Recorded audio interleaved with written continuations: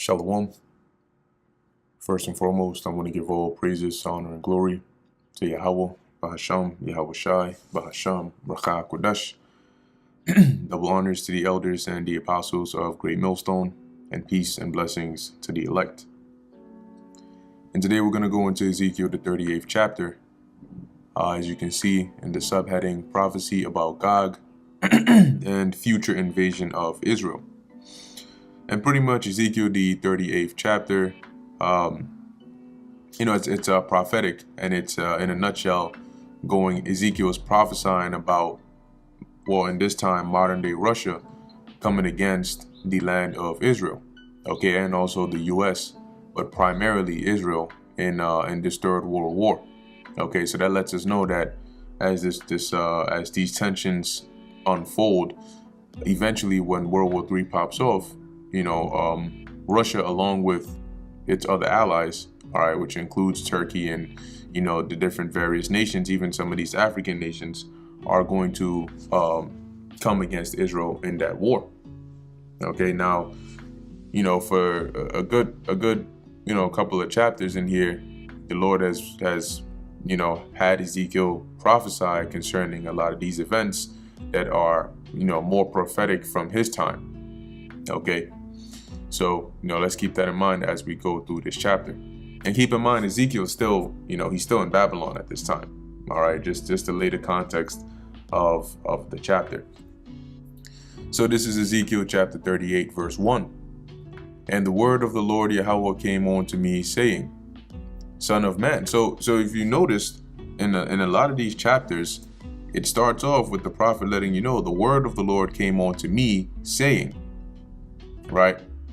And the Lord tells the prophets what to say.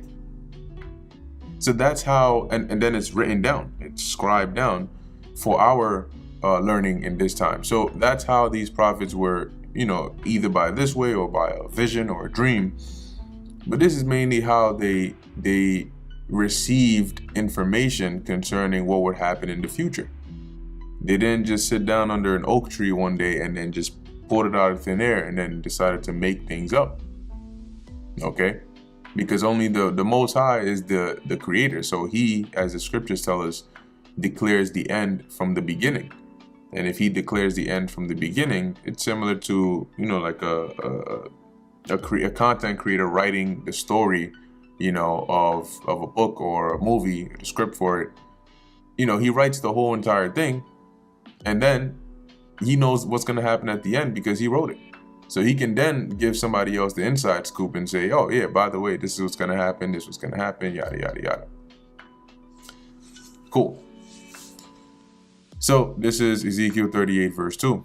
Son of man, set thy face against Gog, the land of Magog, the chief prince of Meshech and Tubal, and prophesy against him.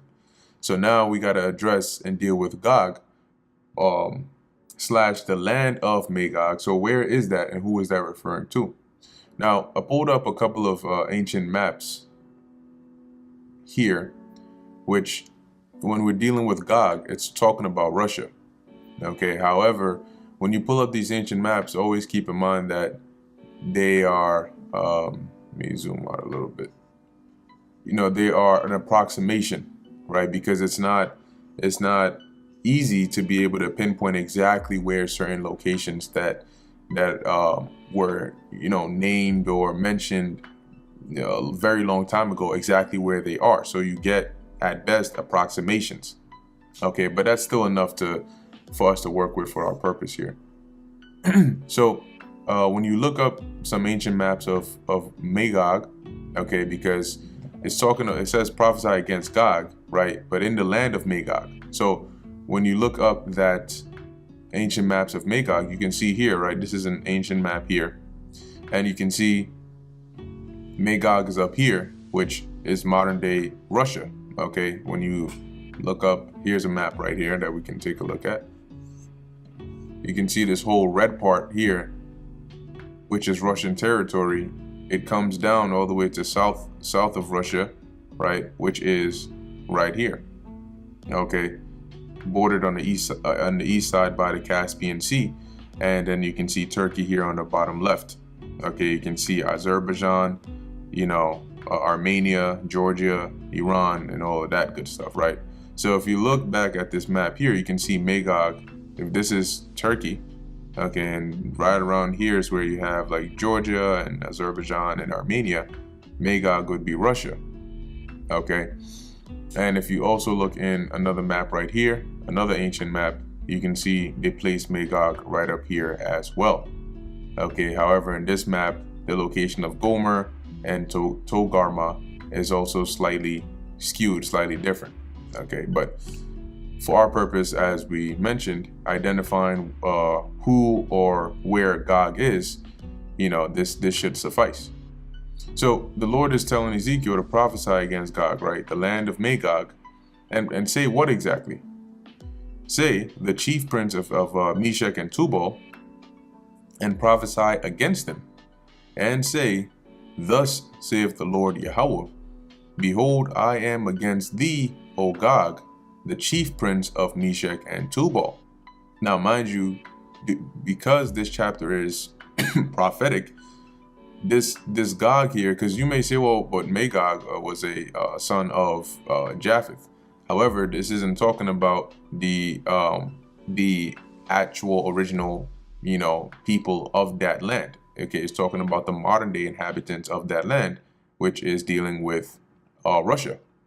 Okay, so verse 3 says here, and say, Thus saith the Lord Yahweh, Behold, I am against thee, O Gog, the chief prince of Meshech and Tubal, and I will turn thee back and put hooks into thy jaws, and I will bring thee forth and all thine army, horses and horsemen. Now, in order to get a good understanding of this, you got to look into a bit of the history of Russia, what they were like, but mainly like not too like distant history. You can look into that if you want, but more recent history should suffice, which is how they were prior to becoming known as Russia, how they were as the Soviet Union, what things were like during the Cold War, like those kinds of times, it would make sense, because why is the Lord saying here that he is going to turn them back, okay, and put hooks into their jaws? Turning them back, meaning that he's going to take them from the state that they're in, at least, I can't even say now per se, because now they're being turned back, but how they were, a couple of years ago, where they were sort of like that hibernating bear. Prior to a lot of these treaties and agreements of peace between Russia and the West being nullified, they were of the mindset of being in a defensive position, but not trying to start conflict and trying to avoid it at all costs. However, the Lord said he's going to turn them back from that state, from that mindset, back into the mindset that they were in as the Soviet Union, of being ready to go to war, okay, of being flared and fired back up. And how did the Lord do that? Well, you had one example, which is the whole Ukraine situation, okay, and pretty much by the Lord using the kings or the heads of these other nations to provoke Russia, he was able to turn them back into a warlike spirit, to where now they're saying, look, we're doing what we're doing over there in Ukraine, but if you make one wrong move, nuclear war is on the horizon, and we're not afraid to engage in that kind of war. And that's what the Lord wants, because that is a step in fulfilling prophecy. You can't have World War III, a nuclear war, without one of the major key players in that war, which is Russia. So continuing to read on, and put hooks into thy jaws, similar to how you get a fish, right? When you put the fishing hook into the water, you put the bait on the hook. When the fish grabs it, it basically grabs it and tries to swim away with it. But the job of the hook is to basically hook the fish, and that way you can turn it back. You can reel it back towards you in the way you want it to go. So that's the analogy that's being used here. And I will bring thee forth and all thine army, horses and horsemen. And when it talks about horses and horsemen, it's not literal, all right, because in this time, when they go to war, they're not really using horses and horsemen, but the modern day representation would be their military and their military weapons and equipment, tanks, in this case, helicopters and you know, different fighter jets and bombers and all of those things. Okay, that played like a similar usefulness as how the horses were back then, because horses in the ancient world were crucial to war. So it says, "In all thine army, horses and horsemen, all of them clothed with all sorts of armor, even a great company with bucklers and shields, all of them handling swords." So they're all going to have their weapons, which when you look at the kind of technology Russia's dealing with, it's you know, it's some pretty damaging and dangerous technology. Okay, they have a very strong and vast military.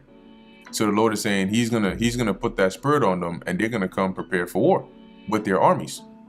But not only them, all right, because then it goes on to list some other nations here that are gonna come along with Russia. And here you have Persia, which we know is modern day Iran. You have Ethiopia, which we all know where that is, and Libya with them. With who? With Russia. All of them with shield and helmet. Why are they going to have shield and helmet? Because they're also going to be prepared for war. Gomer and all his bands, the house of Togarma of the north quarters, and all his bands. And they're referred to as the north quarters because when you pull up a map, maybe you pull up a map like this, you can see from Israel, right? Generally speaking, these locations, these regions, even Meshech, Tubal, Togarma, and Gomer, these are all north. Okay, so like I said, the maps will slightly vary from the locations they place these, but you know, on a general sense, they sort of place it in a similar area. So you know, these nations, like you see here, like we looked at Armenia, we looked at Azerbaijan, we looked at Turkey, okay, and all these sort of neighboring nations, Iran, okay, some of these African nations, they're all going to come, as it says here, and all his bands, the word bands meaning armies or soldiers or troops, okay, and many people with thee. So you're going to have Russia and their armies along with these nations right here and their armies are all going to be coming along with Russia. So that tells us that regardless of the state of the world today, when this war does pop off to where this prophecy is being fulfilled, these nations are going to be on the side of Russia. Verse 7, "Be thou prepared, and prepare for thyself." Speaking of Russia, right? "Thou and all thy company that are assembled unto thee, and be thou" what? "A guard unto them." If you're a guard unto them, that means that they are allied with you. But why is Gog or Russia here being told to be a guard unto them? That is because Russia would be considered the greatest superpower of these nations that are mentioned here. Verse 8, "After many days thou shalt be visited, in the latter years thou shalt come into the land that is brought back from the sword." So meaning that when it says thou shalt be visited, when you actually look into that word over there, it basically means to be called up, you know, or appointed to do a certain task, right? So the word here is pakad or paquad, but it says to attend to, muster, reckon, right? To, let's see, to appoint, to assign, to lay upon as charge, to be sought, to be needed. So in the latter years, or as it says here, after many days thou shalt be visited, because at the time Ezekiel was prophesying this, that's not when this prophecy was going to be fulfilled. It wasn't going to be until a long period of time later that these people, you know, Russia would be appointed to play this role. In the latter years, which is in these times, right, the end days, thou shalt come into the land that is brought back from the sword, and the land and is gathered out of many people. Now the land that is referring to here is the land of Israel, and it goes on to tell you that, right, against the mountains of Israel. Okay, now why is it referred to as the land that is brought back from the sword? You know, simply because when you look at the course of history, that land has, you know, gone through many different wars, at times been decimated and desolated, and then built back up. Okay. And as it says, and is gathered out of many people, which that the wording is just, it could be tricky based on how it's worded here. But when you read it in other translations, you get the sense it's pretty much saying that the inhabitants, okay, are a gathering of many different people. Now, when you look at the land today, you'll see that a part of the population are, Amalekites, and then a part of them are Palestinians, or Arabs, which the word Arab goes back to the Hebrew word Arab, which means mixture. Because to call somebody an Arab, it's not necessarily a nationality. It's a mixture of different nations. Okay.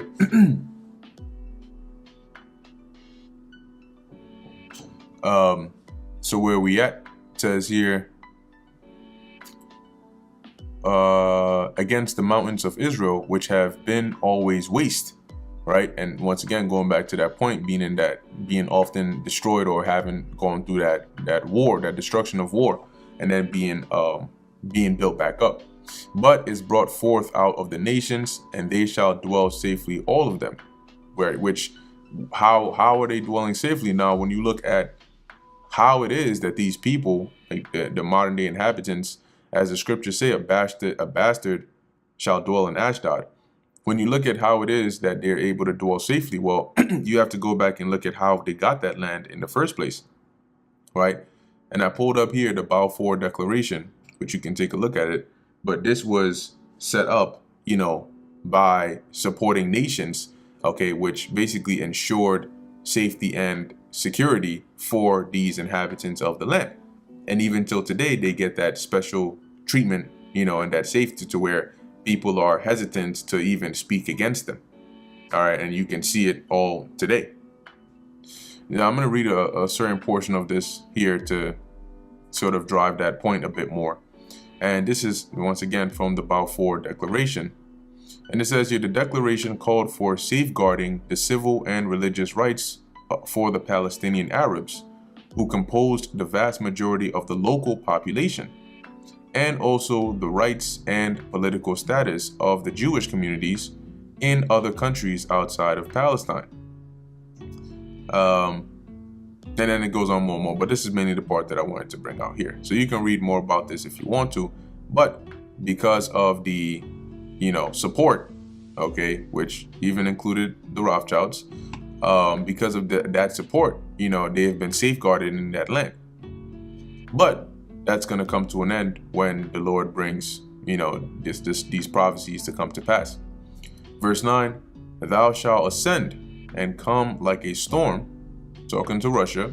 Now, why does it say that they're going to ascend? Because when you look at a map here, you would say, well, if Russia's up here, and Israel is down here, why does it say that they're going to ascend to come against Israel?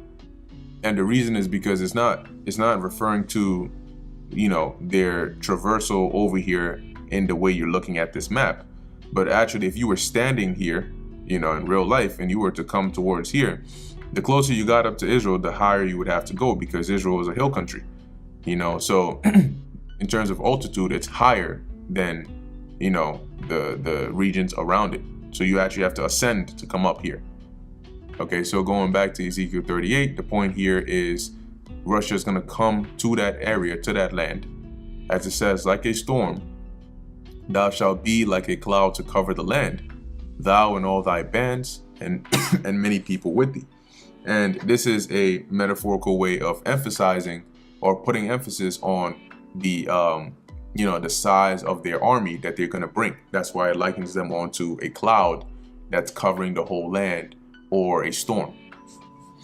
Verse 10, thus saith the Lord Yahweh, it shall also come to pass that at the same time shall things come into thy mind, and thou shalt think an evil thought.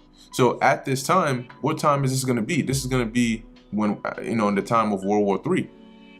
There's no way Russia is going to have Turkey and all these different, Iran and all of these nations along with it, with their armies coming down to invade the land of Israel, and you're not in World War III. So at this time, as all this is going on, they're also going to think as they're coming against Israel, as it says here, they're going to think an evil thought, which is, and thou shalt say, I will go up to the land of unwalled villages. The land of unwalled villages is referring to America. Okay. Now, I'm sure I don't need to explain why it's considered the land of unwalled villages, because in the modern day, the walls of a village or of a country would be its borders. And today, you can even see a perfect example as to why it would be referred to as a land of unwalled villages, as you've had over 7 million people come up into the country through their unsecured borders, carefree, coming in and leaving. Okay. And why are they going to come against the U.S.? Well, you can see what's happening today, right? The U.S. is sort of just like, tied at the hip with Israel. So if Israel is involved in something, the U.S. is going to be involved in it as well. And that means if Russia is coming against Israel, Russia is going to be coming against the U.S. as well. So it says here, I will go to them that are at rest, that dwell safely, which highlights the attitude of the, American people, which is, a lack of sense of urgency or security because of their false sense of security, right? So they think that, we'll be good, or this can never happen over here. So they're in that mindset, okay, of being at rest. All of them dwelling without walls and having neither bars nor gates. Now, the main way that Russia is going to do this is by, in that war, using their nuclear capability to attack this place. However, it's very possible as well that they can do this they can also do damage from the inside. Okay, because right now, if you're a country that sees the potential, like you're like, yo, it looks like we can potentially end up at, in a conflict with this nation right here, and their borders are open. Who wouldn't think to send, their personnel into that country to invade that country and position themselves to be in a place that can be used when needed, right?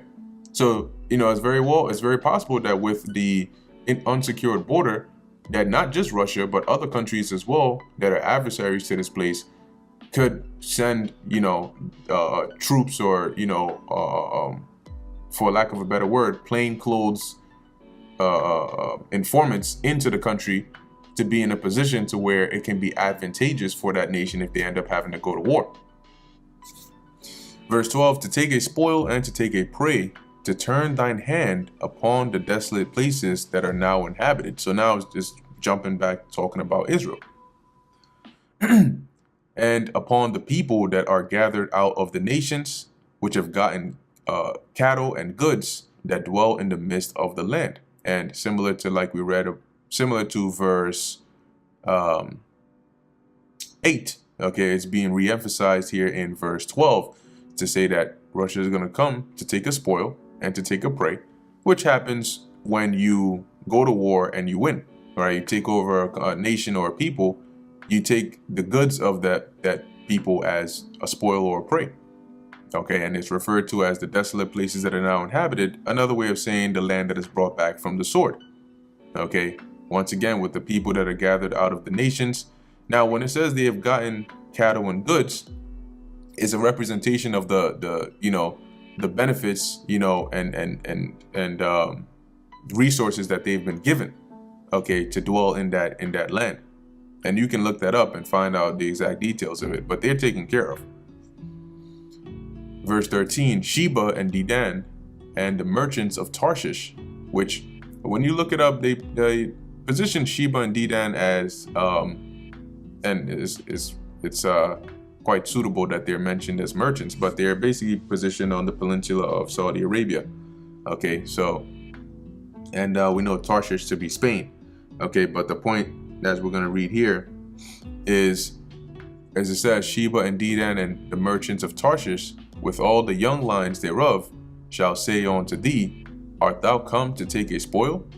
Now, when it says young lions, it's just referring to the people. Okay, lions don't speak. That's number one. And when you read in the book of Micah, it likens the tribe of Judah onto a young lion, okay, amongst the sheep. So it's just still referring to the people.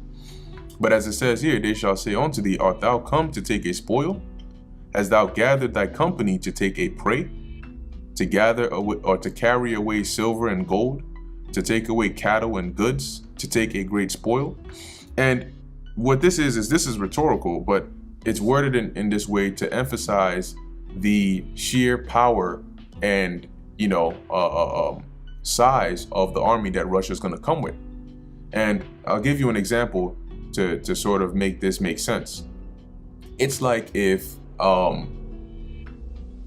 somebody came into the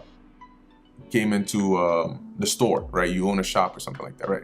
Or a mall, and somebody comes up in there and they come with carts of stacks of money and gold and all of these things, and they're just going around, they're saying, give me this, give me this, give me this.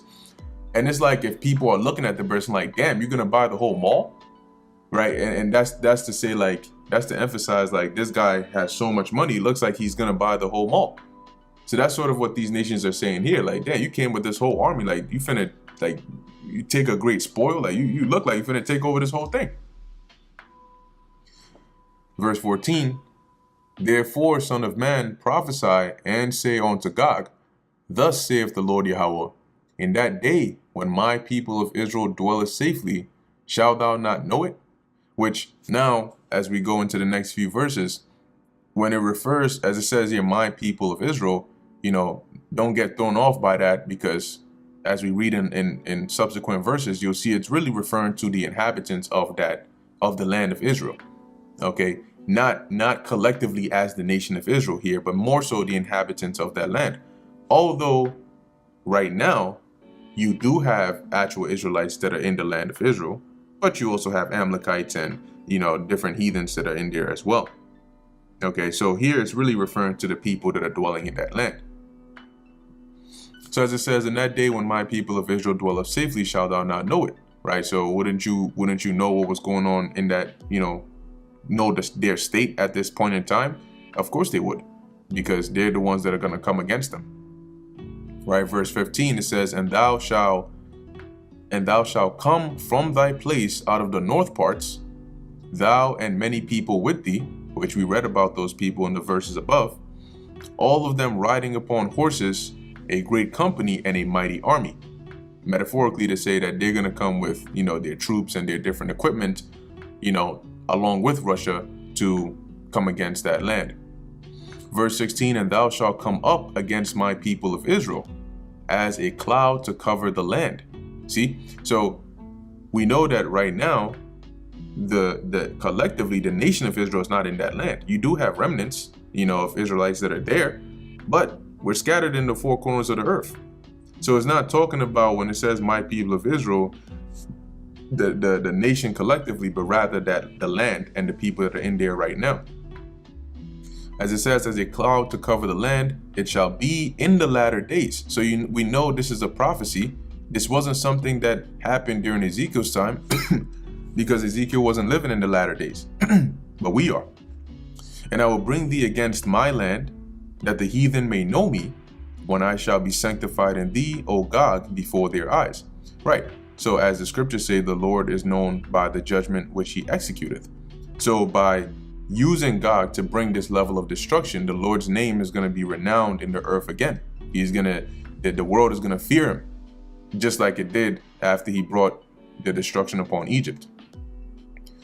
Verse 17, thus saith the Lord Yahweh, art thou he of whom I have spoken in old time by my servants the prophets of Israel, which prophesied in those days many years that I would bring thee against them?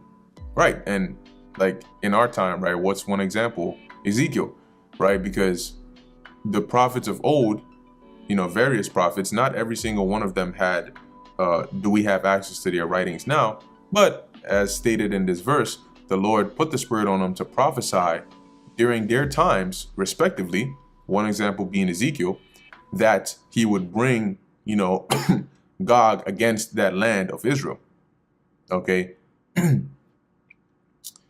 Verse 18, and it shall come to pass at the same time when Gog shall come against the land of Israel, saith the Lord Yahweh, that my fury shall come up in my face. So as you know, this is happening in the midst of that war, the Lord is going to be, he's going to be fired up. He's going to be, you know, inflamed with that anger. Because remember, the scriptures say this is going to be the day of the Lord's wrath. For in my jealousy and in my fire, or in the fire of my wrath, have I spoken. Surely in that day there shall be a great shaking in the land of Israel. And what's going to cause that shaking? That destruction. When you have these nations up in there, and there's missiles flying and buildings are being broken down. I mean, just go watch like a video of war and you'll understand. Verse 20, so that the fishes of the sea and the fowls of the heaven and the beasts of the field and all creeping things that creep upon the earth and all the men that are upon the face of the earth shall shake at my presence. Right, because it's known as what? The day of the Lord, or really of his vengeance. And the mountains shall be thrown down, and the steep places shall fall, and every wall shall fall to the ground. And why is that going to be? Once again, because of the destruction of that war. And I will call for a sword against him throughout all my mountains, saith the Lord Yahweh. Every man's sword shall be against his brother. So now, keep in mind that though the Lord is going to use, he's going to use Russia to do this, you know, to accomplish this task, he is still going to bring judgment upon them as well. As it says, he will call for a sword against him, referring to Gog. Okay. And as it says, every man's sword shall be against his brother. So at some point, they're going to start fighting amongst themselves. Verse 22, and I will plead against him. Now, when it says plead, it doesn't mean, you know, like plead for mercy, like beg. But the word here means to judge. Okay. You can see the word here in the Hebrews, shapat, which means, as it says here, to judge, to vindicate, to punish, or to execute judgment. So when the Lord says he's going to plead against him, meaning he's going to bring judgment upon them with pestilence and with blood, and I will rain upon him and upon his bands, his armies, and upon the many people that are with him, an overflowing rain and great hailstones, fire and brimstone. So that's going to be what? The missiles and also the lasers from the chariots, because at this point, Yahweh Shai and the angels are also going to make their appearance, you know, during this time of World War III. And a precept here is also Revelation, the 20th chapter, which right around the 8th, 9th, 10th verse, around there, it talks about the Lord, you know, bringing fire from heaven upon Gog.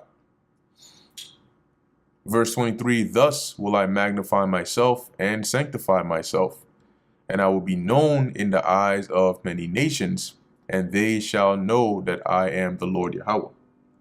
So basically, the Lord is going to, you know, in a nutshell of a recap, the Lord is going to bring Russia and these nations against Israel and the U.S., and he's going to use them to bring destruction upon that land, and then he's going to bring destruction upon them.